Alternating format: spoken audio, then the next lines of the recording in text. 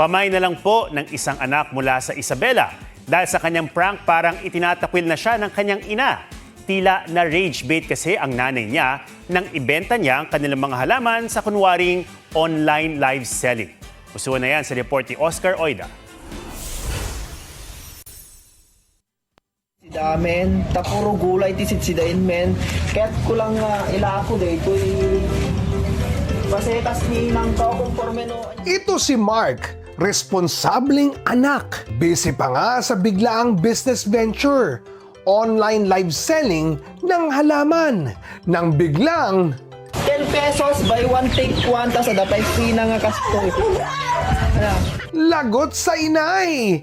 Ba't kasi mga paboritong anak ang dinamay? Mga alagang halaman ba naman kasi ang napagdiskitahan? Lakot amin nga pasetas ng lakas tanin. Nang barang nilakaw. Ang barang ta. Lakot amin nga pasetas ng lakas. Bakit nagkukukog dyan din dyan? Patulalan na nilakasin ko. Katwiran ng ina. Atin ni guys. 20 pesos. Naglalay ka mo na 20 lang ata. Lugi pa nga. Pero prank lang pala. Hindi ko akalain na magagalit pala siya. Akala niya lang po kung totoo po yung live selling na yun.